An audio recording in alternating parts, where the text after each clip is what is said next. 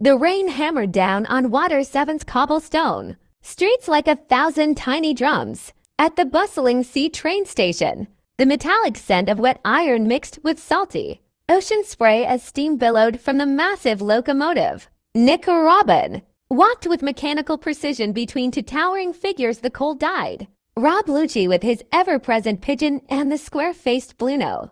The seastone cuffs around Robin's wrists gleamed dully under the station lamps, their weight making every step heavier than the last. Up on the station's roof gutter, barely visible through the downpour, Sanji's cigarette sent up thin smoke signals as he observed the scene through narrowed eyes. His blonde hair stuck to his forehead as rainwater streamed down his face. Something about Robin's posture didn't match her supposed betrayal, the way her shoulders remained rigid despite her calm expression. How her fingers kept twitching like they wanted to form fists. The cook's instincts screamed that this surrender wasn't what it seemed. But before he could piece together the puzzle, movement at the platform's far end caught his attention. With a violent crash, Usopp came flying through a stack of cargo crates, his overalls torn and nose bleeding. The long-nosed sniper scrambled up, just in time to see the giraffe, like CP9 agent Kaku looming over him.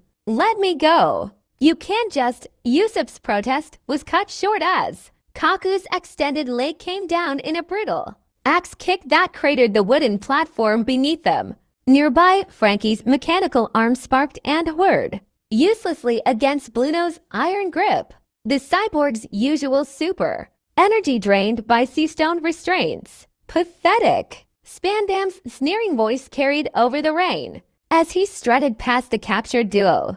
"Load these trash bags with the other garbage." Inside the train's dimly lit prisoner car, chains rattled as Usopp came to with a groan. His whole body ached, like he'd been run over by a herd of fighting bulls. Across from him, Franky sat propped against the wall, his normally flashy hair drooping. "Didn't even get to show off my new weapons," the shipwright muttered. Usopp strained against his bonds, the metal cuffs biting into his wrists. "Robin, Robin, can you hear me?" His shouts echoed through the train cars, but only the steady chugging of the engine answered. Meanwhile, back in Water 7's flooding streets, Nami and Chopper splashed through knee-deep water, their lungs burning from the frantic run. The navigator clutched Iceberg's hastily scribbled note so tightly her nails left crescent marks in the paper. She never betrayed us." Chopper's voice cracked as rain dripped off his hat. Nami's jaw set like tempered steel. "That idiot, thinking she needs to carry everything alone."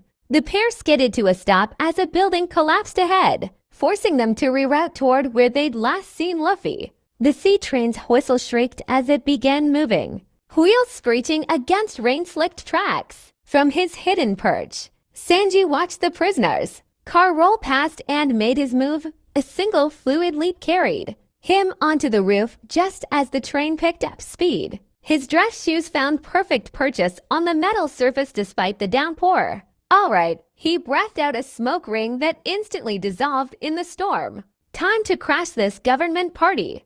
Back in the drowning city, Nami's voice tore through the storm when she finally spotted Luffy wedged between two collapsed buildings. "She's going to die, you idiot." The raw desperation in her scream made even Zoro pause in his struggle to free himself from a chimney. Luffy's straw hat tilted up slowly, rainwater cascading off its brim. Robin said she wanted to die. His usually cheerful voice had dropped to something dark and dangerous. Nami grabbed his vest with both hands. "She's lying. Iceberg told us everything." As the sea train vanished into the curtain of rain, Sanji pried open a ventilation hatch with his knife. The metallic groan was lost in the storm's roar as he slipped inside, landing silently in a storage area. Through the thin walls, he could hear Spandam's obnoxious laughter.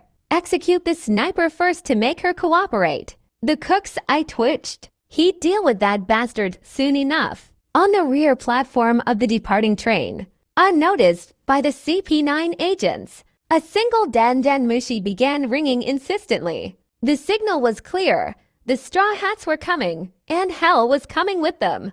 The wind howled like a living thing as the train carried its prisoners toward the impregnable fortress of Enies Lobby, where the world government's darkest secrets waited, along with the truth behind Robin's sacrifice.